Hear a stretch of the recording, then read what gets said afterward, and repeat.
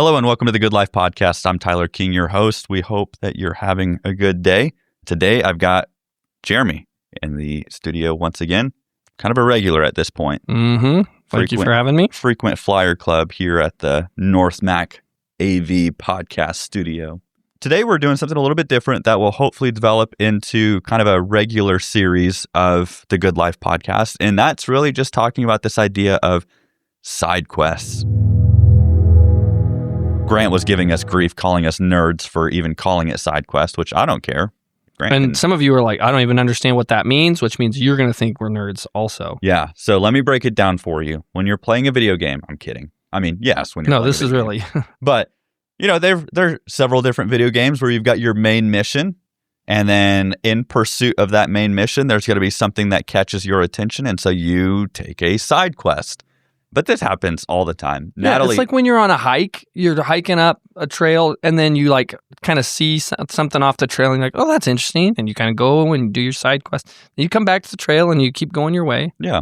Natalie hates shopping with me anytime that we go to like Target or Walmart or wherever, because I'm the king of side quests where we'll be shopping through, and she's very structured. She's got her list.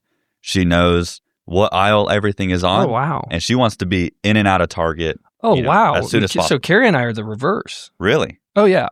Target is the side quest for Carrie. She's just there to see what's there. Exactly. And I'm like, no. Like, we know what we're here to get. Let's go get it and get out of here. I'm checking the clearance aisle. I'm going to go check out the electronics, even though nothing has changed over there in years. Oh, no. I might go get an icy and then come back. Oh, yeah, what dude. What year is it? 1995? They're still... Are you going to get a free cookie at King Soopers after this? Hey, man, those cherry cookies. You know what I'm talking about. If you know what King Soopers is, bless you. You've been to Colorado. They are not outside of Colorado. I don't think so. We didn't even have Kroger here. No. That used to be Kroger a delivery. That's not even a thing anymore. Really? Yeah. I didn't know I wasn't getting Kroger Crest. Delivered.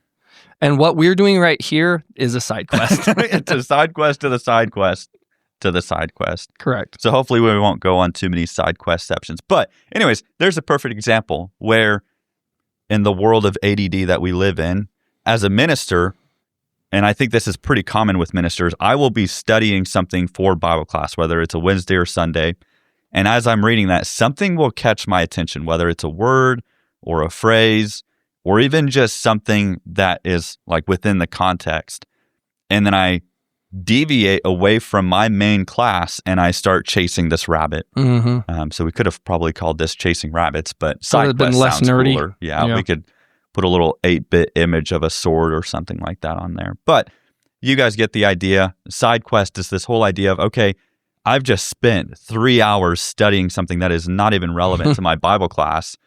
And then we don't do anything with that information. So I thought it'd be really interesting with this being a podcast and with this kind of being, I don't know, supplemental material to our Sundays and Wednesdays, just kind of sit down with some of our ministry team and ask, what are some of the things that you've been studying on the side or that has caught your attention? Yeah, maybe just didn't fit into the sermon that you preached or the Bible class you taught. Because, sometimes I'm preparing and I'm like, man, this is really interesting, but it just doesn't really support what I'm trying to cover in class. And so it just kind of gets cut out. But it's like, but that's still something I'd like to share in some setting. Yeah. Just don't know what that is. Yeah. So. Sometimes I feel like school is a side quest for me as well, where like I'm working on stuff for schoolwork and then I go back to, the things that I'm teaching. But like, for example, right now, my big paper is Historical Tradition Textual Criticism of Galatians 3:1-9 and the Soteriology of Works and Faith.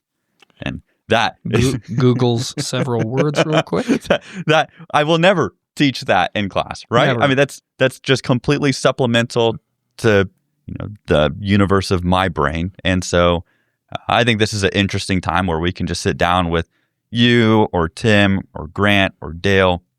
Dale's got several side quests. Dale, I feel like, is the king of side quests. Oh, yeah. So when you study as much as Dale has in his life, there's so much surplus that it's like, I feel like he could do 1 million of these episodes. Yeah.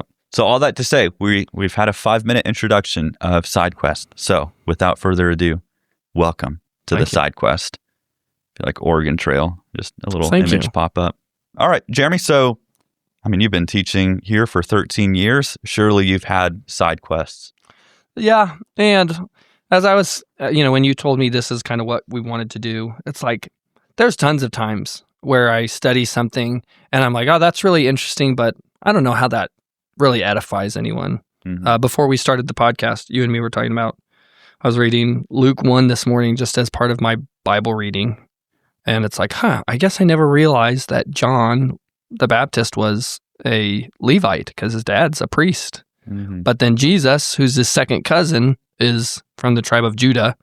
And so then it's like, like, are they connected then through their moms? And anyways, but then after looking at all that, it's like, I'm not going to preach that. There's nothing. How are they cousins even though they're from different tribes? I don't know. It's not as edifying. So I was just trying to think of like, what's something recently that as I've been studying it for a class or something, I got on a side quest that I think at least would be like interesting for people to think about or maybe encourage them. And I don't remember what class this was for, but I was working through Matthew chapter 15.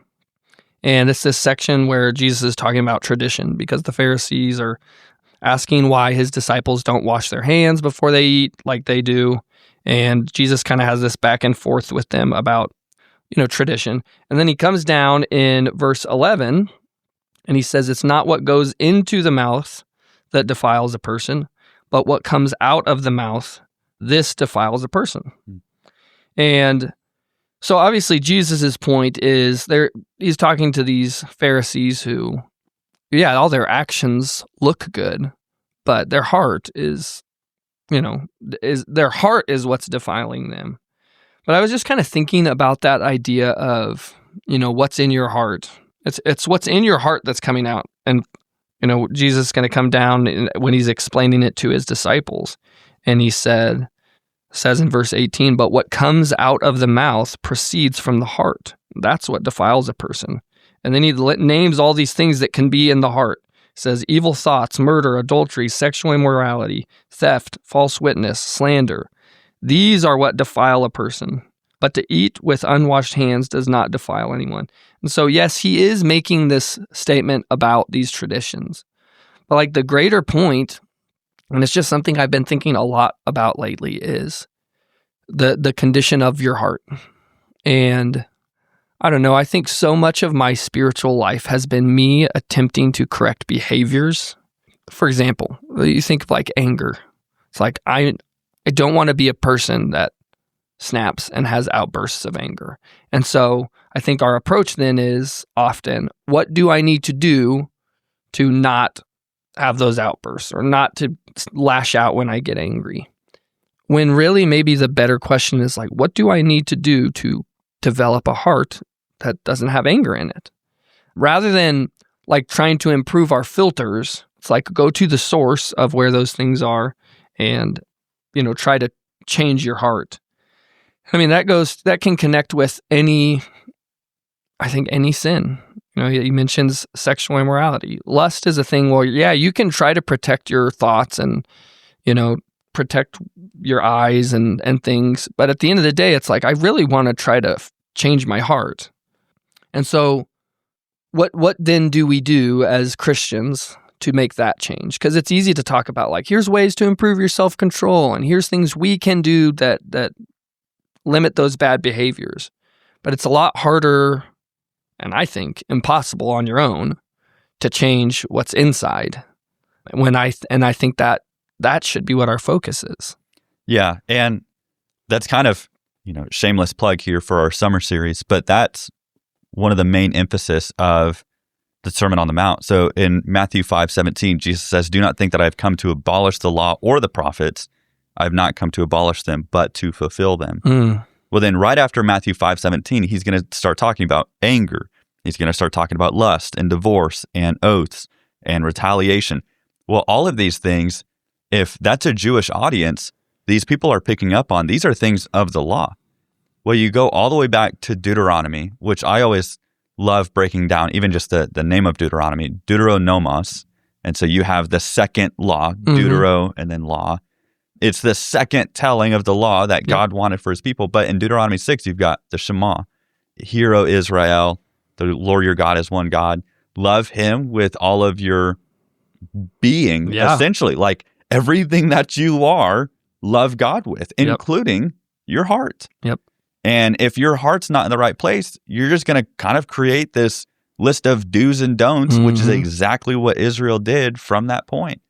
And Jesus, if you look at, for example, in the Sermon on the Mount, he says, you have heard it said that of those of old that you shall not murder, and whoever murders will be liable to judgment. But I say to you that everyone who is angry with his brother will be liable to judgment. Whoever insults his brother will be liable to the council. Whoever says you fool will be liable to the hell of fire. And you think, goodness gracious, like that's very strict. But he talks about how if you go back up to verse 21, you shall not murder, and whoever murders will be liable to judgment. It's this idea that if you hate your brother in your heart, you are already committing murder. Right. And same thing with lust. If you lust after someone with that lustful intent in verse 28, you have already committed adultery. Where? Right. In your heart. And so Jesus basically shows that you've decapitated your head from your heart. Right. And these Israelites, for 2,000 years, since the Mosaic covenant was established on Mount Sinai, for 2,000 years, it was just a checklist. Right. And it was, okay, we're not going to do this, we're not going to do that. And that's where you start to get into things like the Midrash. And that's not something that you need ointment for. The Midrash sounds like it. Yeah. Just a collection of Jewish teachings that would go beyond even the law. And they had sanitized and made their relationship with God strictly just a what do I need to do basis. Yep. Like, all right, God, just tell me what I need to do. We don't treat any of our close relationships that way. Oh, no. I don't if tell you do, Natalie, that's incredibly unhealthy. Yeah, I don't tell Nat, like, all right, just tell me what I need to. Sometimes I do because I don't know what I'm doing. Like, just tell me what I need to do. But I do things because I love Natalie and because I want to take care of her and because I want to build up that relationship. And the Jews at some point just disconnected from that. And again, Jesus bringing that up in Matthew 15. But he also talks about in Matthew 19, the emphasis on the heart there again. Yeah. I'd be really interested to do now a word study on heart in the book of Matthew. And right. So our summer series is Heart Matters, but it's also Matters of the Heart, little play on words because I thought I was going to get creative there. But it is interesting how so much of the New Testament has an emphasis on the heart.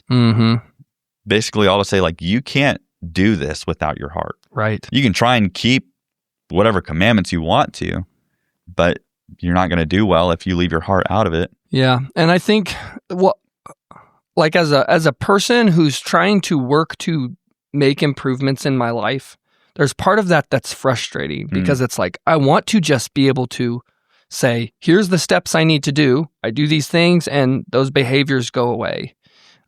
But it's also a little bit of a relief that it's like, okay, wait a second. This isn't a matter of just, I got to work extra hard at it.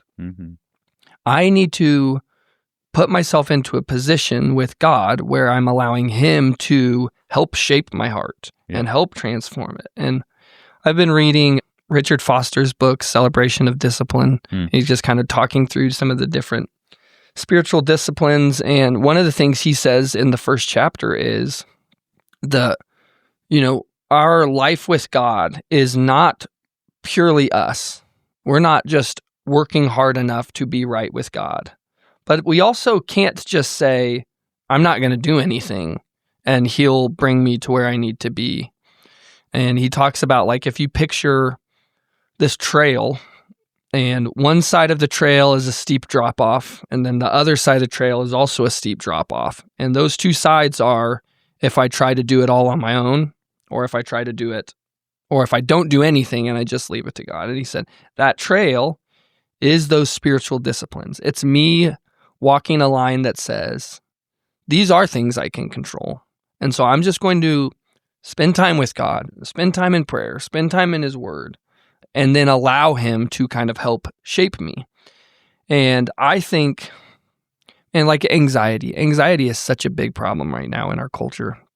And I think it's one of those things where There are books that talk about breathing exercises that you can do and meditations that you can do. And I'm not talking like spiritual meditation. I'm talking about just like emptying your mind and all these practical things that should help with your anxiety. And maybe some of those things do help to some degree.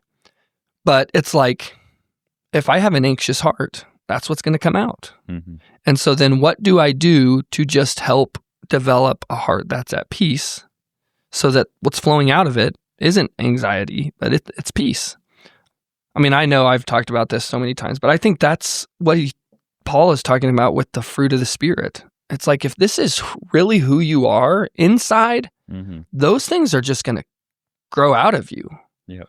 An apple tree doesn't have to work extra hard to produce apples. It just produces apples because it's an apple tree.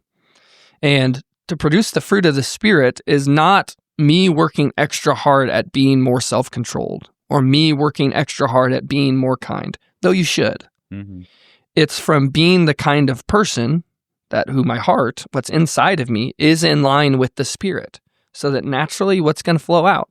When there are things that are a little rocky in life, it's not anxiety that flows out. It's peace. Yeah. When there's someone who is annoying and gets under my skin, it's not frustration and anger that comes out. It's kindness. But that's not done by just setting this, list of here's how I change those behaviors. It's by me just spending more time with God and allowing Him to kind of shape me and inform me. And again, I think in my mind, it's like, yeah, but the other seems easier because I control it.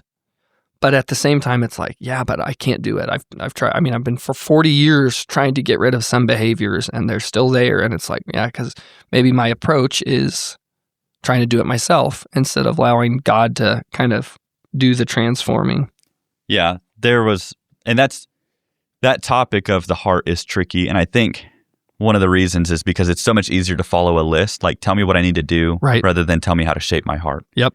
Because I'm not a heart surgeon. I can't just cut myself open, mold my heart and go, oh, okay, there we go. Now it's in a God shape and I'll put that back in and I'm good to go.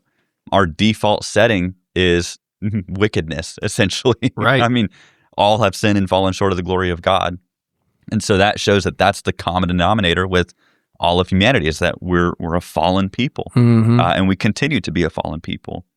And so it's really interesting because I think there's this ambiguity of, love God with your heart. Well, what does that even mean? Right. Like, how do I even do that? Right. And where do I start with that? And then you have, the 10 commandments for the people of Moses. In the New Testament, you've got a list of different commands and things that you should do, things that you shouldn't do. But if we're not careful, we could do those things without our heart. Yeah. And this was something that had recently popped up. I mean, I think it's funny. I was on Facebook, and something had popped up of like funny church phrases that mean nothing. And it was, all of these popular phrases of like, just lean into God. And it's like, what does that mean? Sure. Lean into God. It sounds nice. Where? Right. Or let the fire of heaven encompass you. Like, what? I know. How does that? What fire? And why is it coming from heaven? Usually that's a judgment thing. Bad. There's a lot of these phrases that we'll say that are super ambiguous. And it's like, what do I do with that? But I think one of the things that has helped me, especially recently, is asking myself, why am I doing the things that I'm doing? And really kind of allowing that introspective thought to lead the way. So, for example, in Exodus 19, God proposes, in the Hebrew, the word is barut, but it's covenant. And the covenant, you have unilateral covenant, which is like dictatorship. Yep. This is how it's going to be. You do like the law of America. That's unilateral. Right. I don't get to decide the speed limit on I didn't get a Kilpatrick vote. Highway. I just drive it and I agree with it.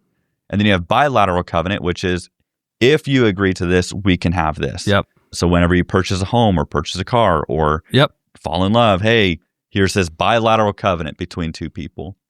Well, God gives a bilateral covenant to the people of Moses in Exodus 19. If you will be my people, I will be your God. Yep. It's conditional. Right. And if you won't be my people, I won't be your God. Yeah. There it is. Not because I don't want to be, but you're making a choice that you don't want to be my people. So, So there has to be a two-sided agreement. Mm-hmm.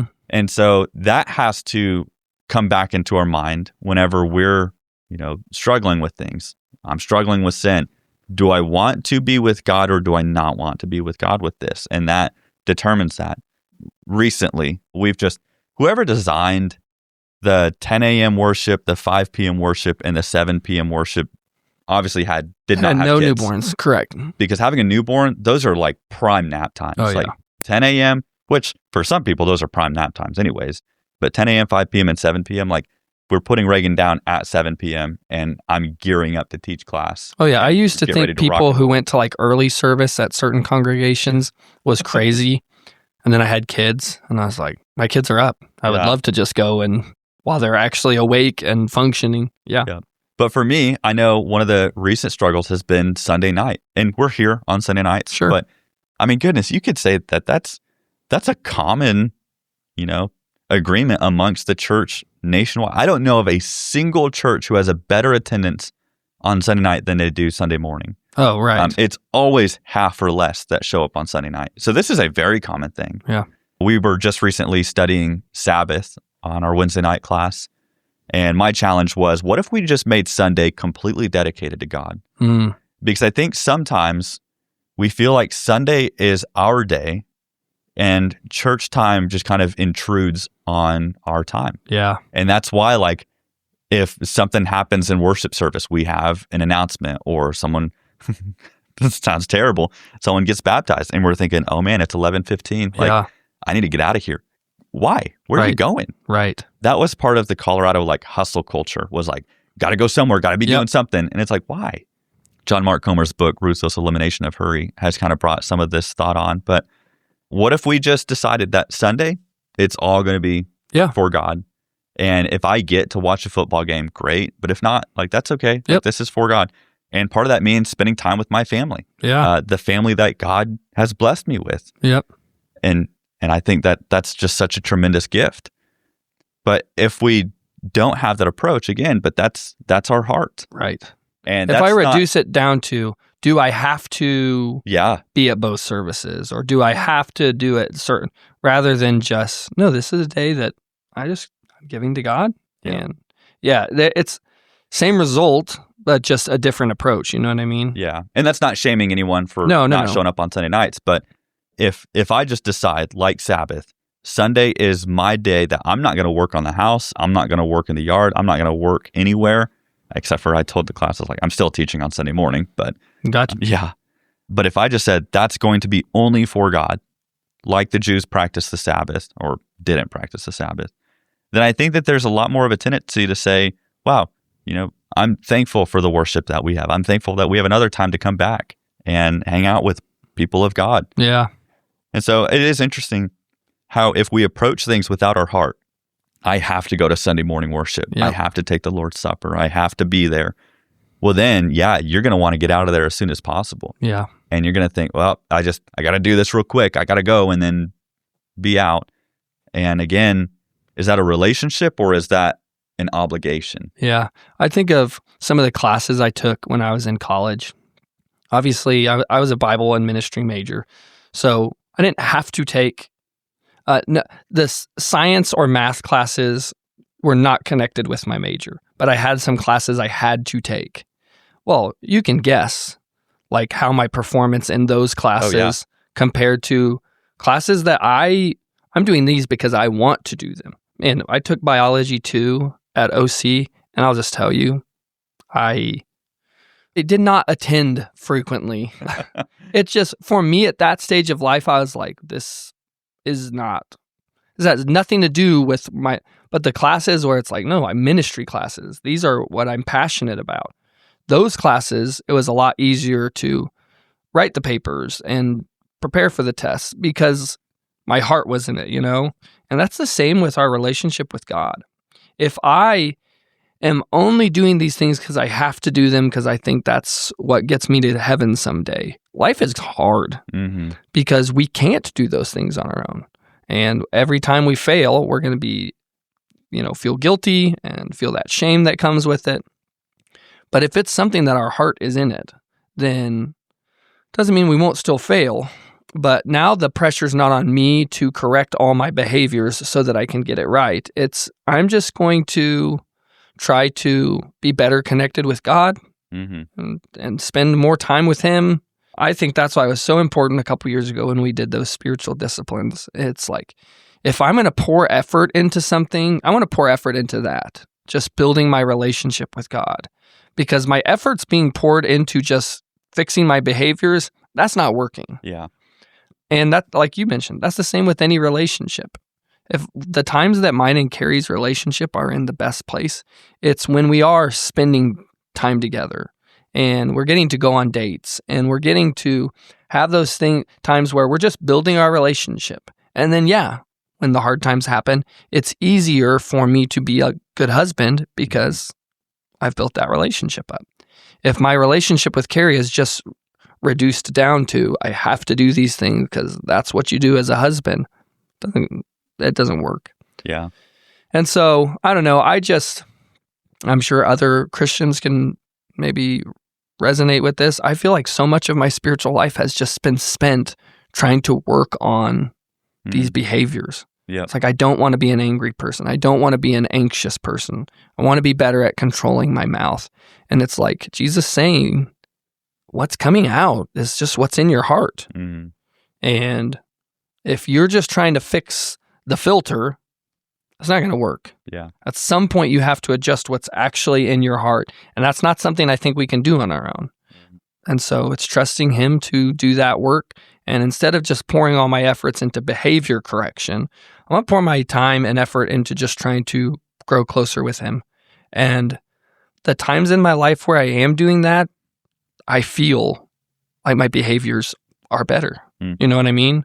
When I am spending time every morning in Scripture and spending time in prayer and taking time to just be quiet and, those are the times where I feel most at peace. And it's like, okay, then the rest of my day, it's not anxiousness that comes out. It's peace because God's working on my heart.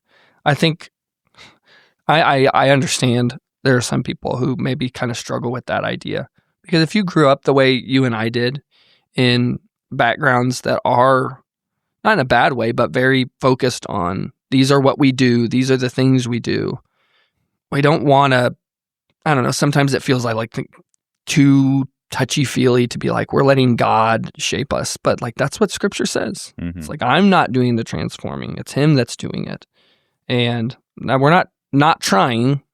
I'm just focusing on my efforts on things that are changing the heart rather than just trying to be quick fixes on those behaviors. Yeah, which is very interesting to see also the trends. I mean, I like to keep up with numbers and statistics as much as I can. I don't think they tell the whole story, but I think they tell a big part of the story.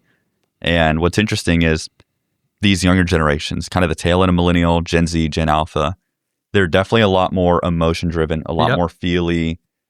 Relationship-based. Older generations might call them snowflakes. I don't think that's always the case. I just think that they have more of a heart. Yeah. When you go through all of these different world wars, when you go through a bunch of all of these different crises in the country, and I mean, goodness, all the different things that they've gone through, you almost have to disengage a little bit. We had a neighbor who fought in the Vietnam War growing up in Castle Rock, and he said, he was on the front lines, meaning like he killed a lot of people. And I was like, how do you deal with that? And he said, you had to completely disengage and almost make a game out of it. And it's like, that's crazy. Right. I can't even wrap my mind around it. That the human heart has the ability to completely sign out of its login and say, I'm just playing a game now. And I mean, that was the only way that he was able to cope with it. Well, I mean, that shows you that we have the ability to completely disengage our heart from what we're doing. And sometimes that's a coping mechanism. And we're scared to feel something. We're scared to be hurt. What is it? The Garth Brooks, I could have missed the pain, but I'd have missed the dance. Yeah. You want to go on a little solo? Can't, I think copyright laws can't sing it. That'd be good. But I mean, all of this idea of like, we don't want to be hurt, or we don't want to be hurt. We don't want to be heart either. And so instead of putting our heart into it, we just kind of macho up. Yeah. And we're scared to talk to, therapists or counselors. We're scared to face our feelings. And so the or easier even route not is, scared, but we just think that's not the way you do it. right. Yeah. You just that's not how push I that handle it. down inside, Yep. and you just and by the way, there is a place for like sometimes you just got to do the tough stuff. Yeah. You know what I Oh, yeah, mean? absolutely. There's a balance. You can't just sit there and weep all day. right. You got to, Every time the sun comes up, just cry, and it's uber emotional. But those are generations that have been shaped by their circumstances. You know Yeah. what I mean? and what is it? That cycle of, strong men make good times make weak men make hard times make strong men. It's Yeah. just this cycle that Yeah. kind of goes through. And I think we're coming out of that. Hard times make good men make good times make weak men. Yeah. And not to say that like the future generations are weak, but they're definitely more, I think, in touch with their heart, and things hurt them a little bit more. Yeah. But that also is a draw to spirituality, Mm-hmm. of seeking God with their heart. And if we keep our heart out of it, it just becomes another category that we do something in this Yeah. life of like, oh yeah, I'm a football player. I'm a football player. I'm a PhD, and then I'm also a Christian. And it's Right. just one more category to Yeah. tack in. Whereas God is seeking like, no, I want you to be a follower of my son. And I want you to do that with all of your heart. Again, Mhm. going back to that Shema. And if we keep that out of it, then our actions are completely deviating away from those things. Yeah, for sure. So great thoughts out of Matthew 15. And I think a very practical exposition of saying like, okay, I am doing things that I don't want to do. What's the fix to it? It's not to necessarily address the manners or the actions. Yeah, I'm not saying, and I'm not saying if you're a person that deals with anger, just let yourself have outbursts. Right. Yeah. But There's something deeper to that, though. yeah, I think all humans can recognize that there are things that I am telling myself to stop doing that. Yeah. And then I keep doing it Right. because that's what's in your heart. Yeah. So You've gotta what can you open do? up. Yeah, absolutely. Well, and you think about David when he had his sin with Bathsheba, Psalm 51. Yeah, what does he ask God? He prays out to God, create in me a clean heart, That's it. and don't take your Holy Spirit from me. And you think about like, wow, the power of those two things of like, God, I need your spirit, Right. and I need you. I need essentially- you to make a new heart in me. Yeah. Yeah, absolutely. Because David recognized like this came out because that's what's in my heart. And so I can't fix it. I need him to fix it. yeah, there was a song that we used to sing in the youth group. I don't know if it's still a youth group song, but break my heart, oh God, Oh yeah. tear the barriers down, show me in convicting Tears? power, love. Show me. I can't sing because of copyright laws. Go ahead, sing it. Show me in convicting tears the glory of your power. Yeah. Yeah. Awesome. My heart is hard. But that's the idea. It's like I can't just fix the actions. Yep. Like I need God. I mean the You need to go to the source of the problem. Yep. Yeah. I don't know. I'm sure everyone's side quest will be different. And I toyed with. We could have gone on some weird side quests. Yeah. Things that last night, even in our Bible class, we were talking about, how Jesus' blood saves us. And the question came up of like, why blood? And it's like, man, we could go through a really weird, because I mean, blood, it's an interesting question. Like, why blood? Yep. And life is in the blood. What does that mean? And it's like, we'll do something that maybe is a little more edifying. Yeah. But next time, blood with Dale Hartman. No, for real. He loves that stuff. We were talking about Luke. This was when I was teaching at Bear Valley, and one of the students piped up, and we're in a really good discussion on the genealogy of Jesus according to Luke, because he goes all the way back to Adam Oh, yeah. instead of just going back to Abraham like Matthew's gospel. Yep. And one of the students raised their hand, and I was like, okay, here's a good question coming up. And he goes, do you think Jesus had the DNA of Joseph? And it's like, oh my goodness, what a side quest. I know, big time No, side I don't quest. think so. No. I think he's the son of God I know. and the son of But Mary. also an interesting question. It is, yeah. Interesting question, but we're just going to kill that one. Correct. So I decided that side quest, we're not going to do anything that's just like, that's weird, but I guess kind of interesting. I should just have the podcast, just me sit down, someone come in blindly and just, hey, so do you think... Just ask a super random question. Yeah. I love You that. just hit the record button, see what happens. As long as it's not me. Yeah, well, I think it'd be interesting. All right, well, thanks for joining us this week. We will catch you next week. Adios.